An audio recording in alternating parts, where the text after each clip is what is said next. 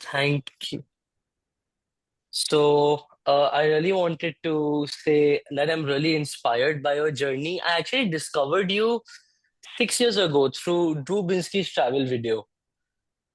Through what?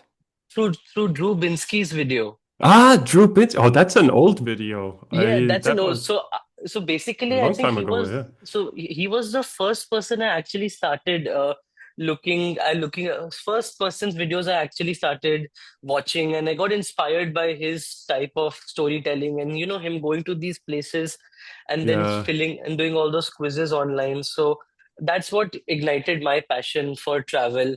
And when I told people that I was going to speak to you and I told them about your journey and how you've been to like every country in the world without flying, they were like, "What?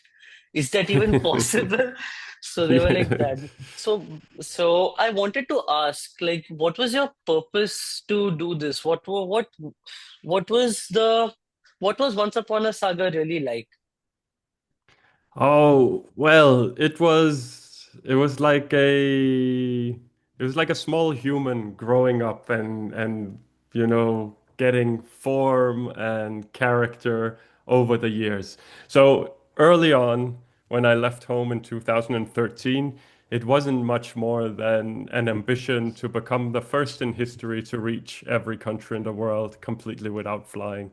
And then very quickly, it started to develop into a positive promotion of every country that I went through, the people, the culture, the food, anything positive that I came across. I wanted to share this online.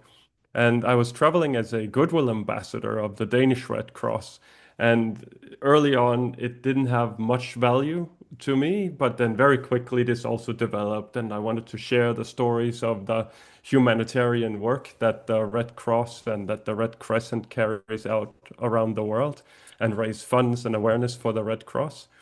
And then in the later years of the project, it also became about not giving up because it's not so difficult to travel for 2 weeks or for 1 month, but it's very difficult to travel I mean, beyond 2 years, 2 years, yeah. particularly for me.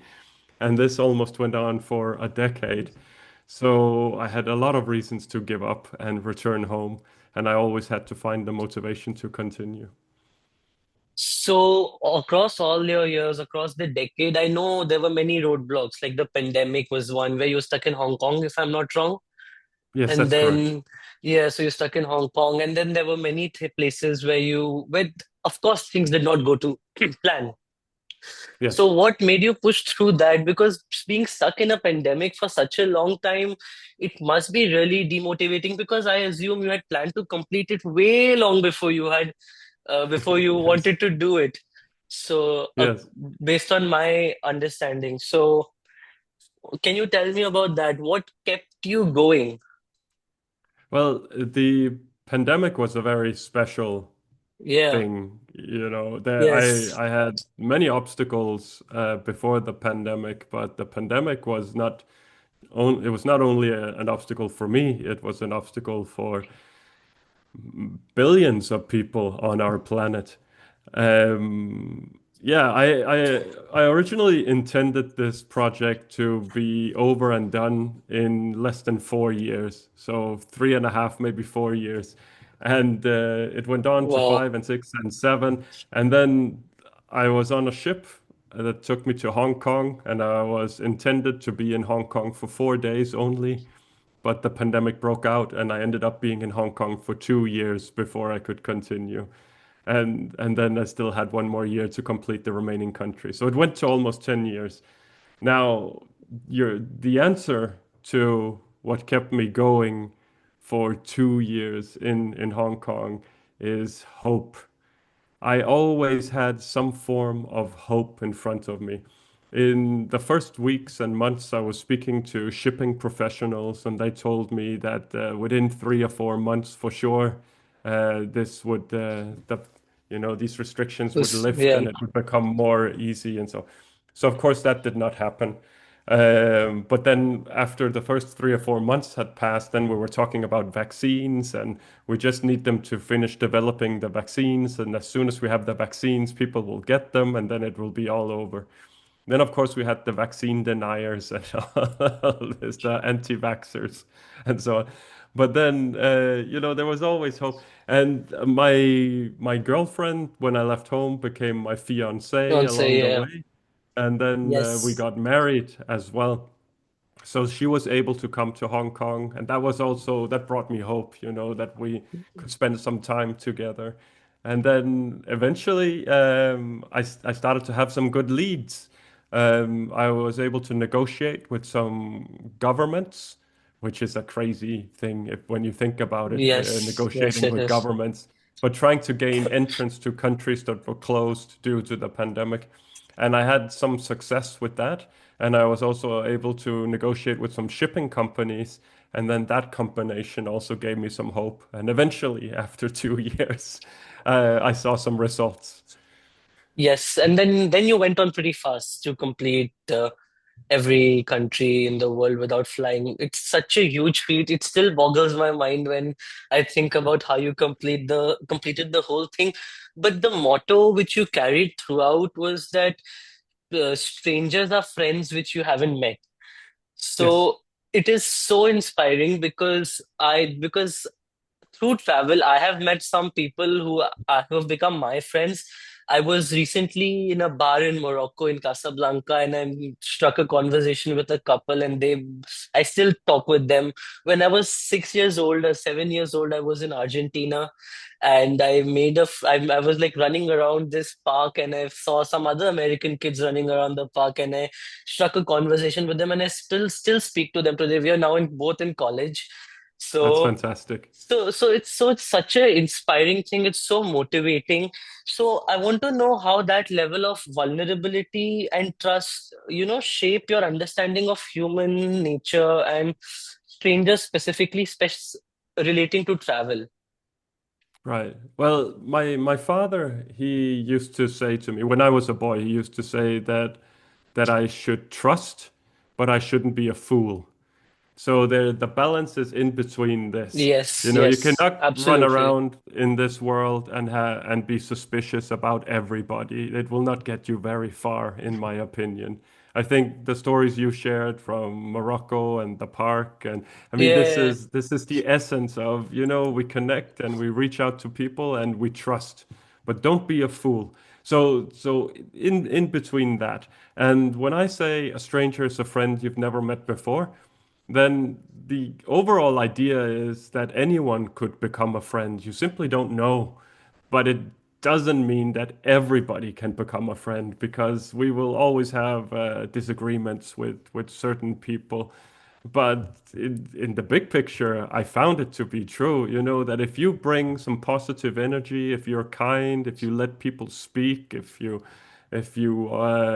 show some respect, then your chances of building a friendship with someone is far greater than if you push people aside and if you cut them off and if you don't look them in the eyes and if you forget their name and if you're rude to people. So in this sense, a stranger's a friend you've never met before is like a philosophy where what you bring with you is going to shape the interaction you have with a stranger, and the outcome can positively become a friendship. definitely. It's something which is changed because I travel. I would have not experienced this in my home place. So traveling has also expanded my worldview, and traveling has given me some values and some beliefs which I don't think anywhere else I could have gained. So I also wanted to know that you have been traveling for like a decade and you've been traveling slow, but now people are just want to get on a flight, go to one place, see the entire place in 3 days, and then be on a flight back.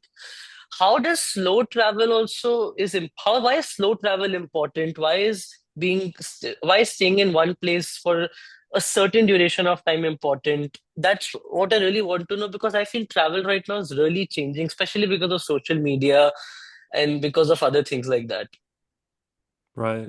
Well, I think travel, it comes in layers. So you have the top layer, and this is where people they climb a mountain, take a photo, turn around and go back down, and they do not enjoy the view.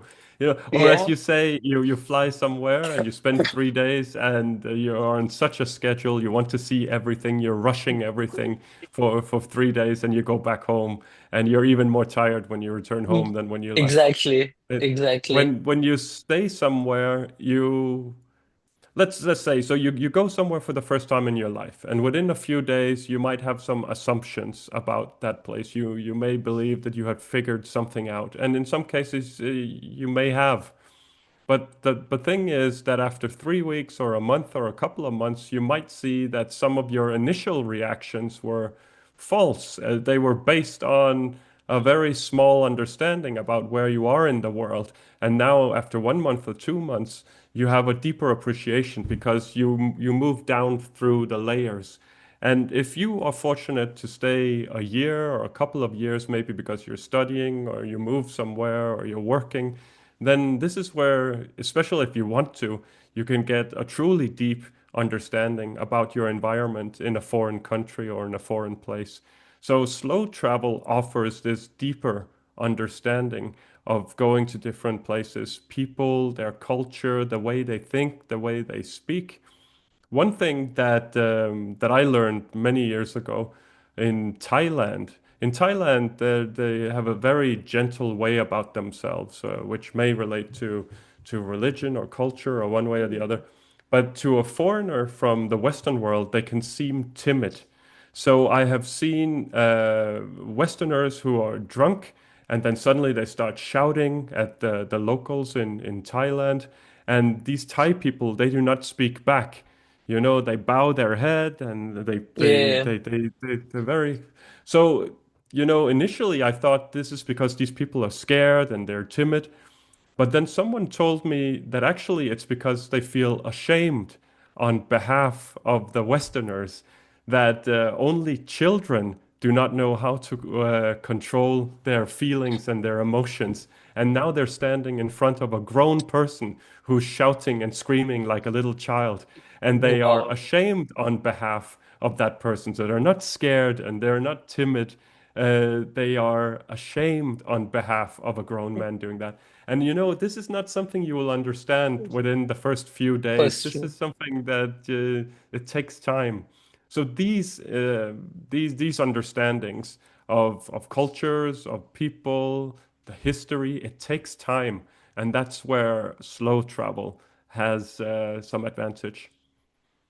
Exactly. This is so fascinating because there's so many stereotypes or misconceptions which we already have with us, which then are broken by like what you said. Also, I wanted to ask, what is one advice you would like to give to young travelers who are on the go, who want to travel, and who should seek more meaningful experiences? How should they do that? What advice would you give to them? Well, I Like would tell me? them to put, yes, okay, then I would tell you to put your phone away. I don't Yes. mean don't take any photos. Of course, take some photos, but prioritize the interactions that you get to have with people, and be like a sponge. Try to suck up the environment, and you're not going to do that if you have your phone in your hand or if you have your face stuck to the screen of your phone. So put the phone away. Try to be kind as you can be, and polite when you go. You're a guest. Any other country than your own country, you by default you're a guest, and you should be on your best behavior. So I tell you to do that. Then try to see if you can learn a little bit of the language. It's a polite thing to do to try to show interest, but also it'll get you quite far. Just knowing 2 or 3 words will make Words people and everything. smile and this. So I Yes. I always aim to learn how to say hello and say thank you and say I'm sorry. I think these are three really good The basics to magic have. words. Yes. Yes. But so these are things I would say. And I mean, you go across the border, even to visit the neighboring village or something. You connect with people and let them speak. And if you have something to say, then share it. And you have these interactions, and this is where you will grow as a person. This is what I believe.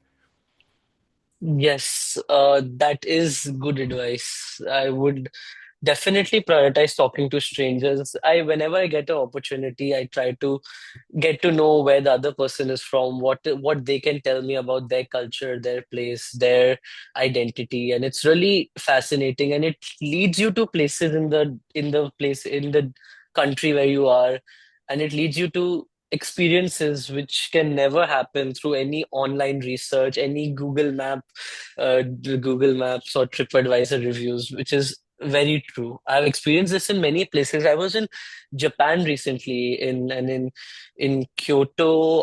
Was with a stranger. I was talking to them. I was in a coffee shop and I was sitting there, and there was a lovely couple, and they were talking about how they went to some hidden temples in Kyoto. And I had no plan of doing that.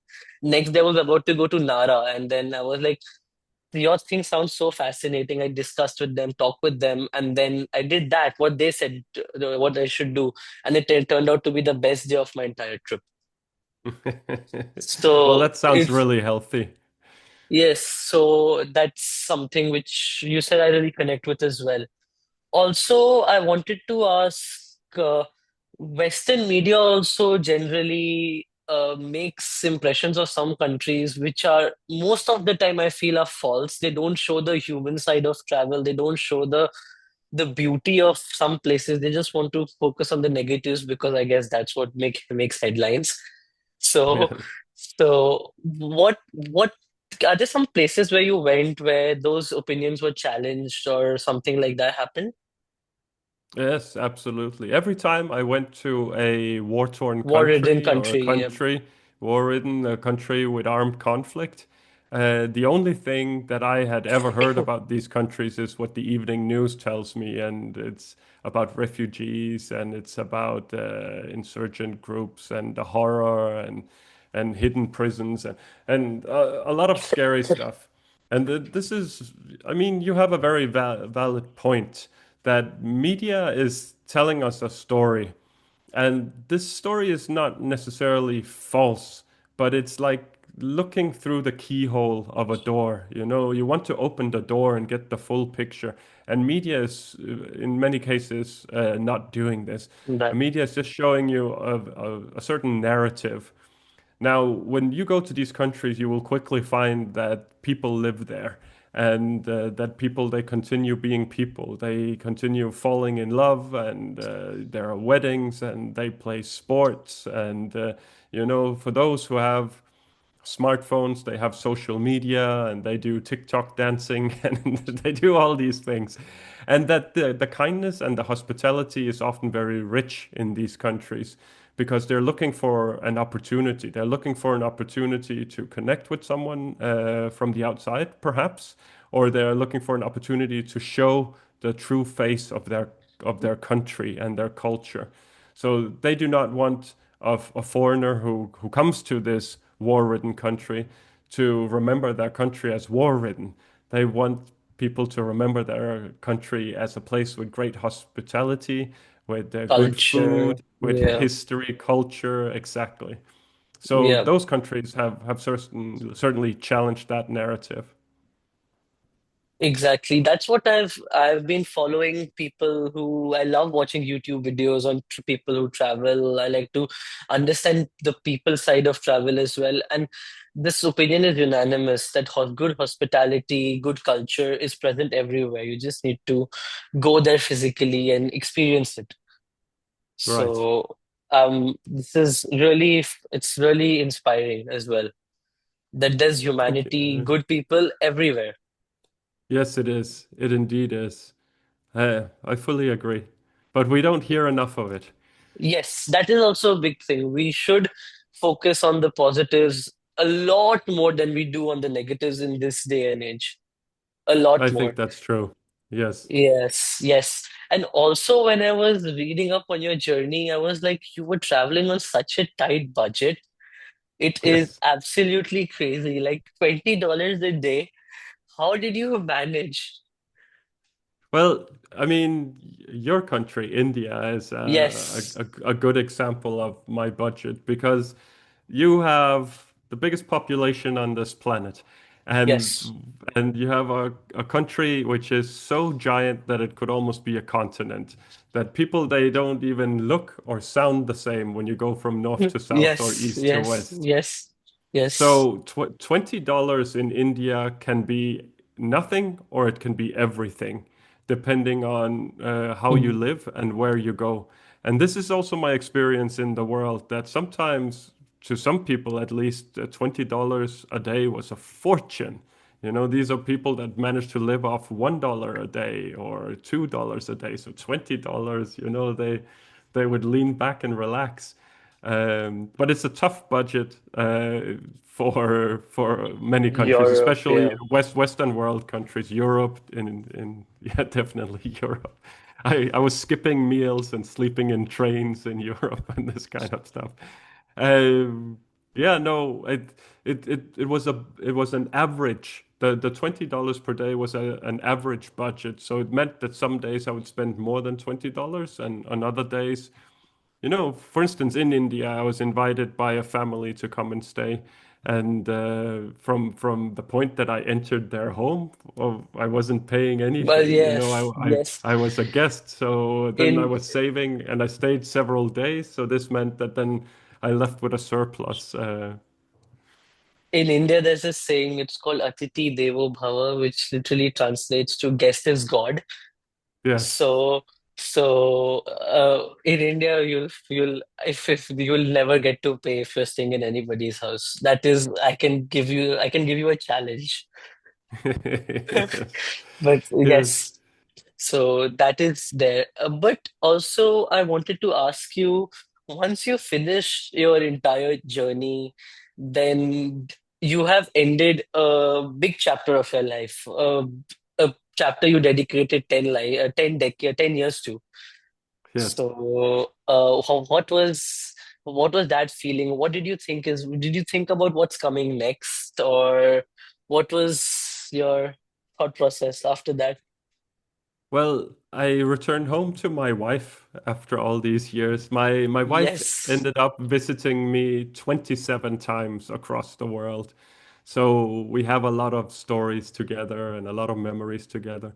And I returned home with the ambition that we wanted to start a family and we succeeded. So on December 1st last year, our daughter was born, and she's almost, Congratulations. thank you. She's almost 1 year old now, and she's a Wow. wonderful little girl. So a little check on that box. Then my hope was to build up a career around speaking engagements, and I have done that. So this is where my main income is today, that I go and I share my story and I inspire people. And I've published a book, which is Yes. it doesn't really the impossible Yes. journey. It's difficult to see. Yes. It blurs the. Yeah. There we go. Yeah. Uh, I have ordered the book. It's coming day after tomorrow. oh, fantastic! That's very kind of you. Yes. So the Yes. book is out in two languages now, and it will soon be out in four languages and maybe six languages as well. So I'm very excited about that. So these are some of the things that I was hoping would come true after I came back home, and so far they have. Yes. Also, can you tell a little more about your book? Because it seems very fascinating. Absolutely. So my book is the honest account of what it was like to set such an ambitious goal and then carry it out. What the journey actually meant to me. So this is the good and it's the bad, and I'm very honest about both. And then obviously you do not go through such an ordeal without learning something. So I'm trying to share as well what I have learned from going through all of that.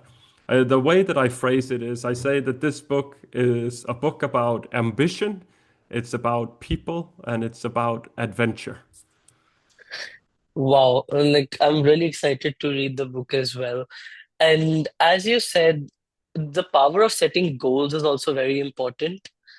So, what would you want to say about setting goals and why are they important?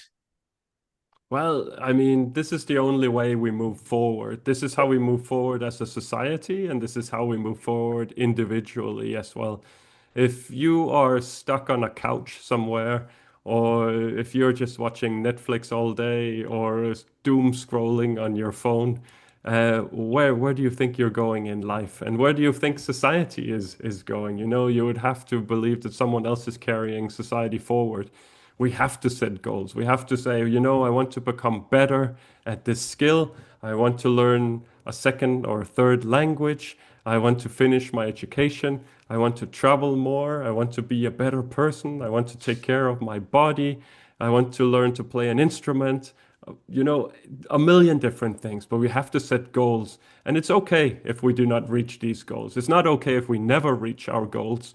But it's okay that sometimes you start something and you find out this is not for me, or that I do not really have interest in this. I want to go in a different direction. But set goals and get started on achieving them. Absolutely. I completely agree with that. One more question I had about your general, about something general. Like you have been on crazy modes of transportation. You have been on cargo ships, you have been on buses, you have been on trains, you have been on cars, you have crossed by, you have walked. What is like a crazy mode of transportation which I have not covered in my list,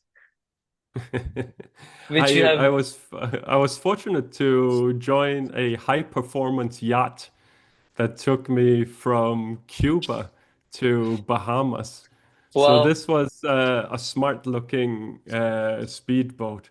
And even when it was moored, even when it was just docked and when it was absolutely still, it looked like it was racing. It So, just looked yeah, like a very fast boat. And the yeah. captain was Italian. And Hmm. we got out on the ocean and we pointed the front of the boat towards Bahamas, and then he opened up the engine, and it was so powerful and so noisy. So that's one mode of transportation you can try. It's so exhilarating. It's Yeah. pretty exhilarating. Uh, and across all the places, is there some place where I don't want to ask what your favorite country is because when people ask me that question, like I cannot answer it. I just stare up at the wall and I'm like, let me think. And I've still not come to an answer. So I'm not going to ask you what your favorite country is. I will though ask you, what are some regions of the world which are special to you, which are closer to your heart, or some areas which stand out more than others to you? Right. Well, that's a thank you for not asking my favorite country because I can also not answer this. And it's a very good way Yeah. of sort of getting into the subject from another angle. I am very fond of Southeast Asia. I think there's something about the culture and the easiness of life for a traveler. People are kind and polite, and there's a lot of availability in Thailand and Cambodia and Laos and Vietnam and so and Indonesia as well, and Malaysia, and so I'm really fond of that part of the world. I'm also very fond of Western Africa. I think Oh, there's some beautiful people, some interesting culture, some really good food, and some exciting sights. There's lots and lots to see and do, and the history of Western Africa is fantastic. It's truly amazing. There's something about Central America as well, central to and which kind of goes up a little bit into but to North America, North America as Mexico. well. Yeah. Yeah. Again, the food, the people, the sights, the history, the culture. And it's for someone like me with a European passport. Certainly, the Central America and the Southeast Asia is easy to travel. Visit, yeah. Western Africa requires some visas and some permits, invitation letters, Yes. but it's Yes, worth yes, it. yes. I'm sure it is. I stayed for 2 years in Singapore. I did my higher education, my grade 11 and 12 in Singapore. So I'm also familiar with that part of the world, and I also absolutely love it. I'm doing Are you this. familiar with laksa? Yes, I am. I am Yes. delicious. It's like I'm telling you, the food I've had in Singapore is unbelievable. Yeah, It's the like hawker centers are the good. hawker centers are so good, and all the stalls and all the old aunties and uncles making the food is it's too delicious, and they're so cheap. Yeah. And Singapore, people assume people think it's too expensive, but Singapore can easily be done on a budget. I Yes. feel it because Singapore is also it's like a spectrum. So Yes. Well, so the it's accommodation is a bit tough yeah, in that's Singapore on a that's budget. a bit tough, but the food, the sites, many of things are free to visit. Yes, public So transportation is it's affordable. excellent. Yeah, it's very affordable. So great 2 years of my life, probably the best 2 years of my life were in Singapore till now. Let's see what the future holds. But Yeah, many more to come. many more to come, definitely many more to come, and I'm excited as well. I have not ventured into Western Africa though. It sounds really interesting. Some specific countries which you find exciting. I've only been to Morocco, if you think of it, in Western Africa. Hmm. But apart from Right. that, I've not touched the entire belt, which is Well, yeah. there's a lot of good stuff. If you speak French, then it's very helpful for a number of those countries. So many of these countries have a multitude of languages. They have 30 Yes, yes, languages or yes, yes, 50 yes, yes. languages. But then the main language will be It's some French. colonial language. And in the case of Senegal, which I'm very fond of, the colonial language is French, and I'm not proficient in French, but I still had a good time there. In Sierra Leone, the colonial language is English, so it's far easier to get by. The same in the In Gambia is also a very interesting country where you can get away with speaking English. even in Liberia, I think it's English, right? Yes, Liberia as well. Yes. Yes, yes, yes, yes. No, there are a Very, number of. If you make your way down to Nigeria, yeah. they have 550 languages, spoken languages in the country, but you can Wow. get really far with English. And they have a wicked Yes. sense of humor in Nigeria. I was laughing all the time. Oh, like what in what way? Maybe I've often wondered if there's generally a good sense of humor across the region, but when the main language wasn't English, then I didn't understand. But they are joking and kidding a lot All of the the time, time. and Yeah. there's always a glimmer in the eye, and a tweak in the eye, and yeah, no, Yes, the good people for sure. definitely. I'm doing this entire series where I'm talking to people who have visited every country in the world, and Right. I want to end on this one question, which is, if I placed you in a new place where you have never been, what would be your approach to seeing it after visiting all countries in the world?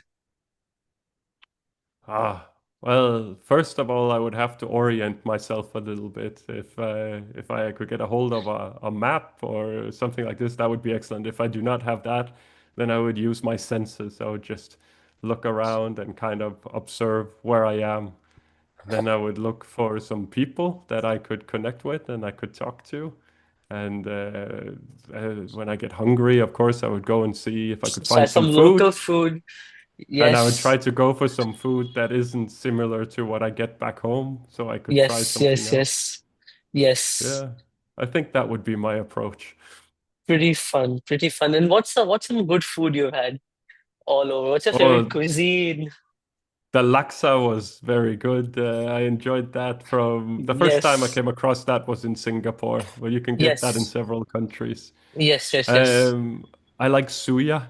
So suya is a meat dish that you get in Nigeria. Okay. It's they barbecue. They slice it really thin and barbecue it and give it lots of chili and some fresh onion, and you eat it with a toothpick. Okay. India is a fantastic country for food. I mean, you could never finish eating Indian food. There's so No. much of it. And it's very I've tasty and very creative as well with the various spices that I haven't even come across anywhere else. Yes, yes, yes. Thank you so much for sharing your experiences. Really, really inspiring. Your journey is it's crazy. It's real, and it just makes me want to travel more. It just makes me want to go out more, explore more, talk to people more, understand where they're coming from. And thank you so much again for your time. It's my Really, pleasure. It's it's people say it's a small world, but it's not true. It's a very big mm, world, and there's a lot to no. see and do and There's a experience. lot. Yes, yes, yes. I'm excited for my upcoming travels. I'm most likely heading out to Tunisia and Excellent. Malta if that works out. So that's my Tunisia plan. has very good couscous. I don't know if you had Yes, yes, couscous in yes, yes. Morocco, but they Yes, I have did. Yes, I did. very good couscous in Tunisia. Yes, I'm very excited. And thank you so much Well, my once pleasure. again, once Yeah. again. I'll